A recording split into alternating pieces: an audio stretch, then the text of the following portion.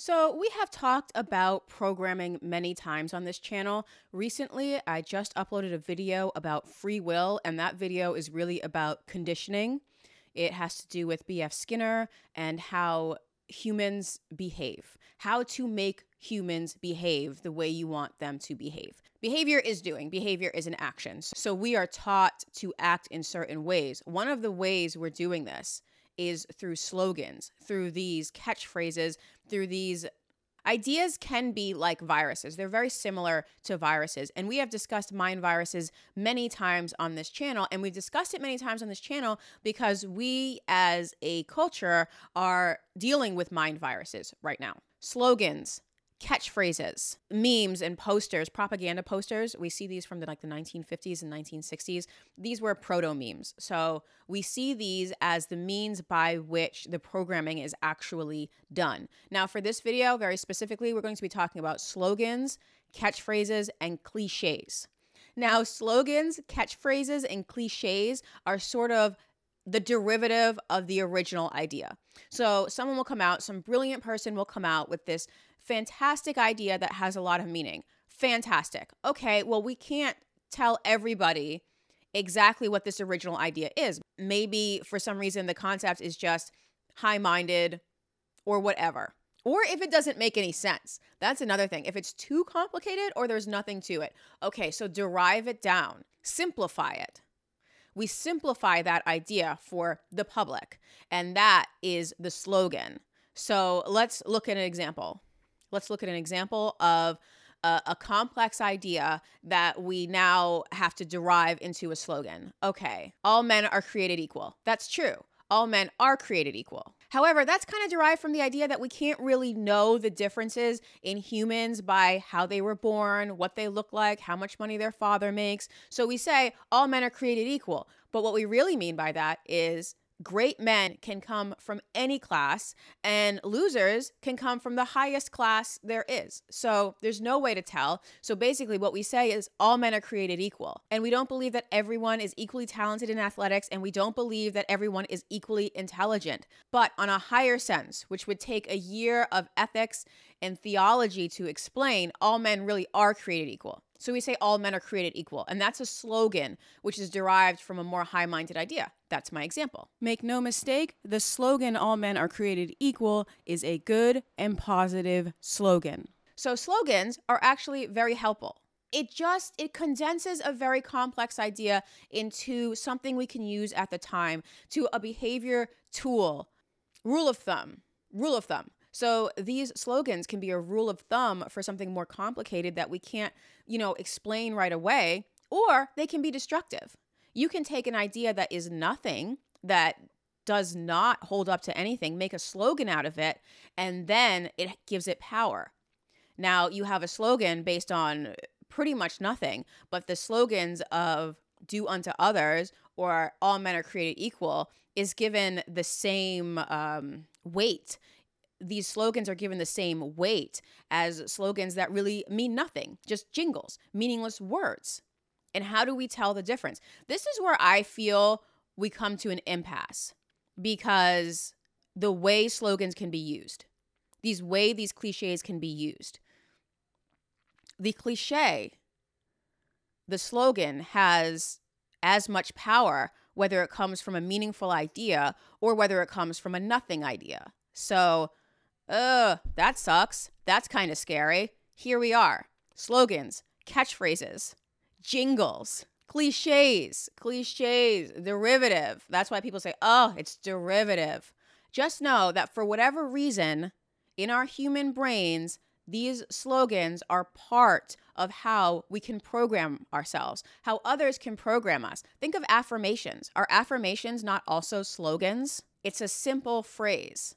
It's almost kind of like a spell. It kind of casts a spell on people. And it's sort of like this magical word kind of stuff. And I know it doesn't have to make logical sense. It doesn't have to make logical sense. And that's where it becomes so frustrating. Anyway, moving on. We kind of touched on this in the mass formation psychosis. We touched on it. We were talking about, well, why? Why is it that 30% of people seem to fall under this hypnosis? Why is that? Well, we're just talking about Sometimes these slogans, sometimes these catchphrases, sometimes these cliches, they cast a spell on people. Not everybody. Because what we talked about in that video is about 30% of people are under this spell. 30% are just going along with it because they don't want to ruffle any feathers. They just want to get paid and go home to their families. And another 30% are actively in revolt. They're like, what is going on? You people are hypnotized. This doesn't make any sense. And we see this happening over and over again. Unfortunately, we saw it these past few years and we discussed it in more detail. We discussed it in the Crucible video with the witch trials, how people are transfixed under this spell that doesn't really make any sense, under these slogans, under this way of thinking that if you thought about it for even a minute, if you really critically thought about it and looked into your blind spot, you'd say the ideas which this is derived from don't really make any sense. So I don't really know if that's an impasse. I don't really know if that's something we can do anything about, but I do know that unfortunately it doesn't have to make sense and that humans are not logical creatures. We're social creatures. Sorry. I know it's frustrating. It's really frustrating, but we can hope that over time the logic builds because we got to hope for something, right? You can't just have no hope out here. You got to hope that something's going to go well. Regardless, let's move on. Just know that the ones who repeat these slogans are the most motivated. These positive affirmations, they do work. They do make people more motivated. But unfortunately, that same technology, that same mental technology that can be used for positive affirmations can also be used for destruction. That's unfortunate. And then when you think that a lot of these people doing these awful things based on a nothing idea, a really like stupid, silly idea, like the Nazis, for example, they were just like the most motivated people in the Tony Robbins seminar, turned into the SS, turned into the people doing the actual work. And why is that? Well, we discussed this in the fandom video, the Stand, Fans, and Cult video. I released that last week. We discussed this, is that a small group of motivated people can do quite a lot of work, whether that work is positive, whether that work is negative. We see that the technology is ethically neutral, according to B.F. Skinner, who may or may not have facilitated a generation of psychopaths. What are you going to do? Sometimes you win and sometimes you lose, and sometimes by losing, you facilitate a generation of psychopaths. So, whoopsie daisy. So, important points to take out. Slogans and cliches are derivative of real ideas, or they're derivative of nothing. So, I suppose if it's a derivative or a real idea, and that's a slogan, or if it's integrated of a nothing idea and then you leap up. So if I'm going to visualize this, I'm going to give you something to visualize. So when it's a derivative of a real idea, it's going to take a step down onto this level. And if it's an integral of a fake idea, it's going to take a step up onto this level.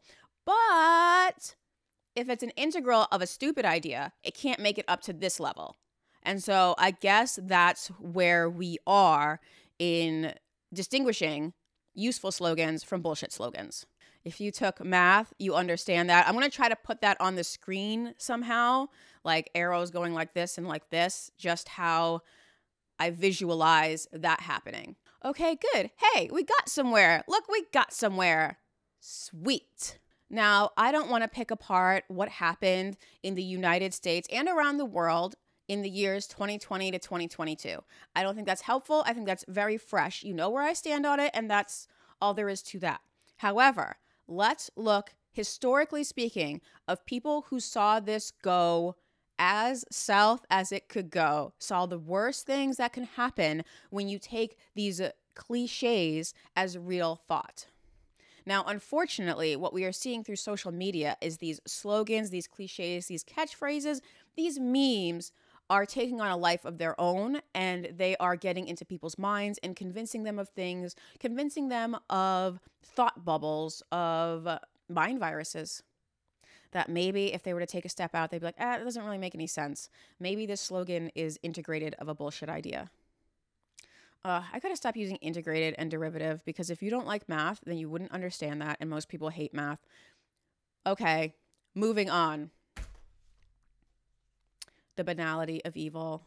Yes, I know. This book, I do suggest everybody read. I know I've gone over some books that are just unreadable. Like, I'm going to be honest, Beyond Freedom and Dignity is kind of a terrible read. It's a bad read. You know, it's not entertaining. No one's really enjoying this. However, this is a very entertaining read. Yes, it is about the Holocaust.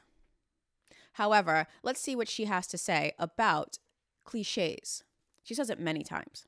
If you want to talk about theater, of dark comedy theater, The Banality of Evil is absolutely fantastic because this trial is of Eichmann.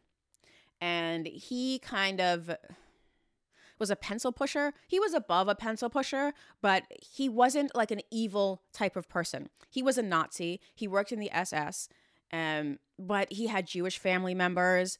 He wasn't an ideologue. The big question of the 20th century was, how did they convince an entire group of people to do this? A group of people who were living side by side with Jewish people up through World War I, because we know there were Jewish veterans in World War I. How did you convince them to turn on Jewish people? And the story of how they did it, the mechanics of how they did it, is actually quite goofy. Are we the baddies? I know that's a messed up thing to say, but the fact that it caused so much destruction actually makes it even goofier because these people were fools. Hitler was a first-rate clown. I'm going to play a clip by Orson Welles where he explains that he met Hitler when he was young and he said, this man is nothing. So basically, this was a nothing person. It was a waste of a seat at a dinner party. I went twice through the Tyrol and Austrian, German hiking country, once with one teacher and once with another. And one of the two teachers was, it turned out, a sort of a budding Nazi. And there was a big Nazi rally near Innsbruck. In the days when the Nazis were just a very comical kind of minority party of nuts that nobody took seriously at all, except my hiking companion, this gentleman and his knapsack, and he wangled a place at the table with the great men of this tiny little party of cranks. And I remember very well afterwards, Stryker, who was the leader of the big anti-Semitic campaigns, and two or three other well-known people to this day. The man sitting next to me was Hitler. And he made so little impression on me that I can't remember a second of it. Gee. He had no personality whatsoever. Wonder if he was invisible. Wonder if under hypnosis it would come out. No, I think there was nothing there that anybody'd remember till you had 5,000 people yelling, Sieg Heil, Heil Hitler. That's the whole point of the story, that there wasn't anything to remember. Of all the terrible things that have been said about Hitler, I believe that Orson Welles' burn might be the absolute worst. This man was a clown. He was kind of a proto-influencer, which is interesting. Maybe I'll do a video on that. But he was not to be taken seriously. And the fact that people still take him seriously, it just makes me feel like, oh, you didn't study at all. This man was a fool, an absolute garbage fool. A failure in just about everything, an untalented artist, a clown.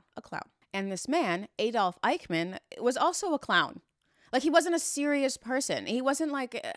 he was put in a position where we feel a great man should be in that position. Someone with that title should be a great man, but he was not a great man. He was a fool who could only think in terms of cliches. He couldn't understand things as they really were. They had to be simplified, broken down, derived into a form that he could understand it. Like when a mama bird has to chew up the worm and put it in the baby bird's mouth. That's how this man thought. He was foolish. You see, this is how I take my notes. Can you see this? There we go. That's how I take my notes. Oh, and she rips him apart. She absolutely rips him apart. She's like, you got a lot of nerve thinking that you can exterminate the Jewish people, you fool. But it's much deeper than that. I don't have time to go into the whole of it right now, but it's much, much deeper than that, unfortunately. She calls Eichmann a joiner. Like a follower, basically, a follower. That's how we would describe him. He was a follower. Eichmann's mind was filled to the brim with sentences. His memory proved to be quite unreliable about what had actually happened. In a rare moment of exasperation, Judge Landau asked the accused, What can you remember? If you don't remember the discussions at the so-called Wannsee Conference, which dealt with the various methods of killing. That's the HBO movie Conspiracy that deals with that conference. And the answer, of course, was that Eichmann remembered the turning points of his own career rather well, but they did not necessarily coincide with the turning points of the story of the Jewish extermination, or, as a matter of fact, with the turning points in history. He always had trouble remembering the exact date of the outbreak of the war or the invasion of Russia. But the point of the matter is that he had not forgotten a single one of the sentences of his that at one time or another had served to give him a sense of elation. Hence, whenever, during the cross-examination, the judge tried to appeal to his conscience, they were met with elation. And they were outraged as well as disconcerted when they learned that the accused had at his disposal a different elating cliche for each period of his life and each of his activities. In his mind, there was no contradiction between "I will jump into my grave laughing," appropriate for the end of the war, and "I shall gladly hang myself as a warning example for all anti-Semites on this earth," which now, under vastly different circumstances, fulfilled exactly the same function of giving him a lift. So these slogans, these cliches to Eichmann, they're kind of like a little adrenaline drip. Maybe it's like seeing your favorite meme again and it just gives you like, oh, I like that. I like that. It's familiar. I like it. Familiarity. Maybe familiarity is an important part of these slogans. All right, what else is she saying? That's the only time she talks about slogans. Okay. What's important to note is that at no point does Eichmann consider himself an anti-Semite, even though he transported millions of Jews to their deaths. He says, I'm not an anti-Semite. So these slogans must be very powerful, as well as the groupthink, as well as the system that he was in, as well as the perks that he's getting from being at the top of the Nazi party. But on top of that, that they could in his mind convince him that he was not an anti-Semite is pretty impressive. These slogans are powerful. Page 105. Hannah Arendt writes about the actual Holocaust, the final solution killing. The member of the Nazi hierarchy most gifted at solving problems of conscience was Himmler. He coined slogans like the famous watchwords of the SS, taken from a Hitler speech before the SS in 1931. My honor is my loyalty, catchphrases which Eichmann called winged words, and the judges empty talk, and issued them, as Eichmann recalled, around the turn of the year, presumably along with Christmas bonus. Eichmann remembered only one of them and kept repeating it. These are battles which future generations will not have to fight again, alluding to the battles against women, children, and old people and other useless mouths. These are battles which future generations will not have to fight again. Okay, where is that familiar? We have discussed this at least 3 times. There was an article by Ria Novista about the Russian invasion of Ukraine. It came out the 26th, I believe, which was immediately after the invasion and has been hidden ever since. It basically says just that they're going to fight the Ukraine battle so they never have to fight it again in future generations. Almost word for word. So this is great. Can we learn the lessons of history? Fingers crossed, I hope so. Fingers crossed. What's stronger, fingers crossed or a nuke? Okay, what if we all cross our fingers? It's like Tinkerbell or something. All cross our fingers. But we see these slogans, we see these winged words coming at us so quickly with social media. There's a new slogan almost every day. There's a new hashtag. A hashtag is basically this.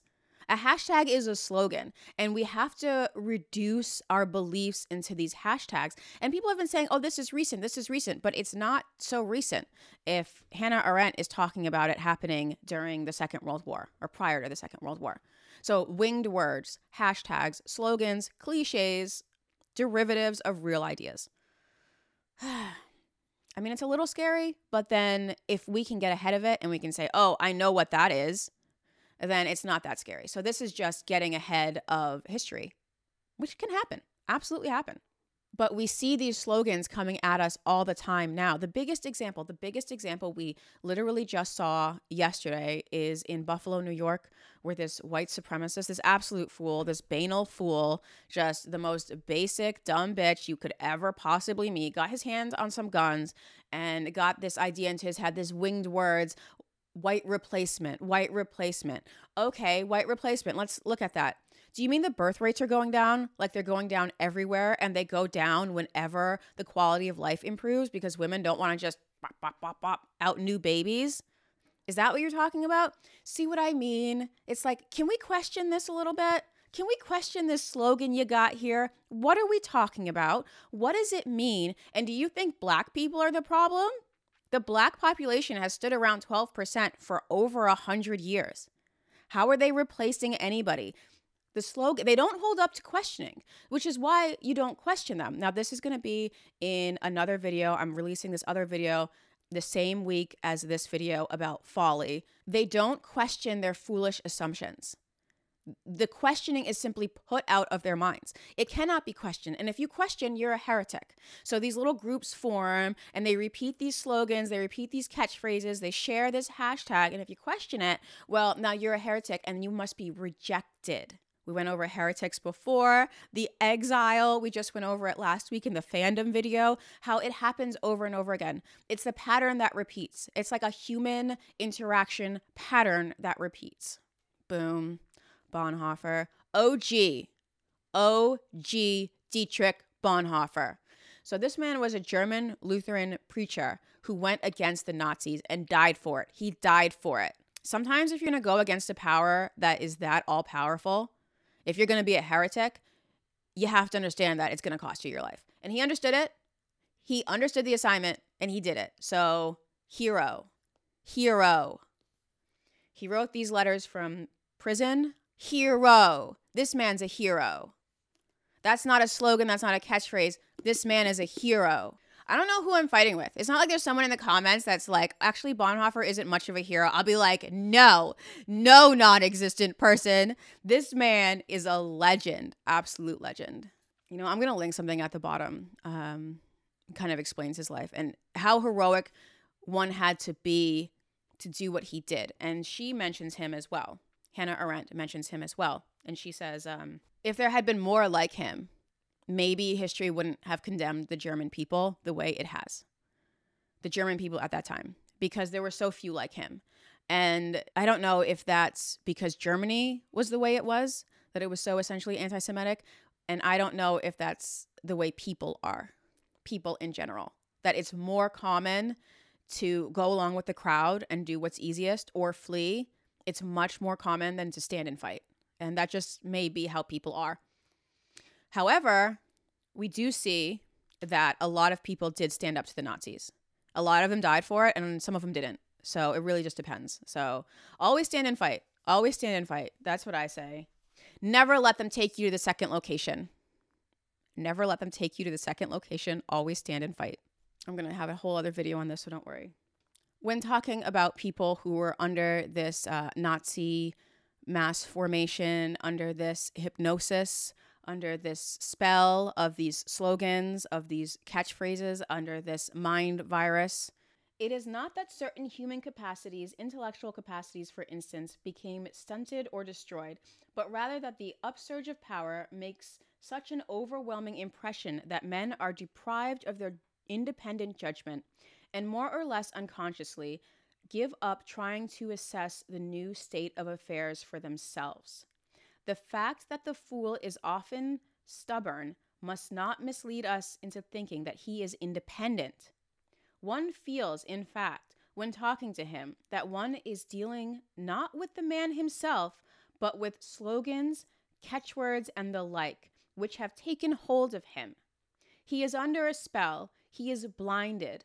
His very nature is being misused and exploited. Having thus become a passive instrument, the fool will be capable of any evil, and at the same time incapable of seeing that it is evil. Here lies the danger of a diabolical exploitation that can do irreparable damage to human beings. It's not the first time I've read that passage. That is, I'm doing a whole video on it, so don't worry. I'm going to really go into that. That is of Folly from Letters and Papers from Prison. So he was fighting up to the end. He was fighting up till the end because he didn't agree with Nazis taking over his people. And this is what people who say they're going to flee. I said I wanted to flee the United States one time, and my sister said to me, "What are you doing? You're we, the American people, are the last front against this wave of stupidity. Like, we have to stand where we are and fight it. We can't just say, oh, whatever, or leave the country. It's like, no, no, no, no, no, no. You do your job. So what if it's not easy? You do your job and you stay here and you do what is right. And that's what he did. And he had the opportunity to leave and go to other countries. He had left, went to London, went to the United States, but he came back. He came back to be that final front of reason, and he died for it. Yeah, it didn't work out well for him. You know what? Maybe it's not going to lead to a happy ending, but, you know, he did what he did. So that's why he is an OG. That's why he is a hero. That's why I will not hear a bad word about Dietrich Bonhoeffer in this comment section. You better not. No one is in the comment section like, man, Bonhoeffer, he's a bitch. Like, you know, he wasn't a bitch. Literally no one said that. It's fine. So we got the slogans. We got the slogans of Bonhoeffer. We have the cliches and the winged words of Hannah Arendt. She writes about the banality of evil. It is so banal. Banal? Banal. Do fancy people say banal? And I'm just not fancy enough. So before you go thinking, wow, that'll never happen to me, that'll never happen to us, that is just so foreign, not me. Just remember that these slogans, these winged words, they get in through our mental blind spots. So we don't even see them coming in. It is how we communicate. And that's why we are all vulnerable to this. Here's an example. I told the story once before when my cousin was an American Idol and me and some other family members went to watch her. And so it was a long thing and we were in the audience live and there were a lot of people going up. So they had to come in between the acts and sort of entertain the audience and for the ad space, the ad breaks. So just to let you know, to keep us hyped up as the audience, someone will come out and keep playing with you, you know, telling you jokes, doing a call and response. They did a call and response with the crowd. And what did they do? Jingles. They did jingles. So the person would start, oh, oh, oh, and then put the mic to the crowd. And what did everybody say? O'Reilly's Auto Parts. Everybody knew it. Everybody knew the jingle. Everybody knew the slogan. It's the same in our minds. We use it for capitalism, thank God. Could you imagine if we used it for exterminating a whole people? That would be terrible. We're using it for capitalism. Thank you very much. It's fine. We are where we are, and we're going to make do with what we got, okay? So we use these slogans and these jingles for capitalism. Now, the jingles, they add the extra thing. They add that extra touch. They add that extra musicality. But I really suspect these winged words have a bit of musicality in themselves. I really suspect it's overlapping with prayer, with hymns. Hymns are also similar. It's the similar mechanism. I'm convinced this is a similar mechanism in our brains, and they can be used with different things. It's a tool. You can use a tool for good. You can use a tool for bad. Are these tools ethically neutral? I don't know. Skinner would say they are. And a lot of you don't disagree. So I don't disagree.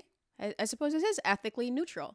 But this is just the tool that is being used. I'm not an expert in neurology and neuropsychology, whatever. I'm not an expert in that stuff. I just know these jingles, these slogans, these hashtags, these winged words are a tool in and of themselves, a tool of conditioning, and they have a lot of power over us. And so we all have to be mindful that they're being used on us 24/7. And hopefully it doesn't turn out like this. This dude tried to warn us. So props on this dude. This lady did warn us. Yeah, and can we really just thank our ancestors who came before and noted when this was happening to them? But yeah, like I said, my expertise stops there. You know, what is going on in the brain? What is going on with the neurons? I don't know all that. Where does slogans and these mind viruses, where do they come to a head with groupthink? Like, what is the groupthink causing the slogans to be powerful, or are the slogans building the groupthink? Or is it a circle? Is it a feedback loop? That's also a question I would like to explore. But yeah, that's where I am. All I know is that we have to be very, very careful what we put into our brains, especially in terms of slogans, especially in terms of catchphrases, in terms of these winged words, in terms of these cliches, white replacement, stupid cliche. What does it mean? Can you follow it up? Okay, you saw some memes? All right, good for you. That's what I mean. Banality of Evil. It's such a great title. Anyway, moving on. So there you go. What do you think? How are these slogans related to these hashtags that we're seeing so much of? These catchphrases, these cliches, are they derivative of what? An integral is when you try to figure out a higher value than you know, and you have less information to do that. So that's what an integral is. I'm going to take that whole part out because I got to explain integrals. Like, come on. So I guess the lesson is be careful what hashtags, which slogans, which catchphrases, which cliches you allow in your brain, because they take on a mind of their own. And that mind might be inside of your mind, which you absolutely don't want. You want your mind in your mind. Subscribe.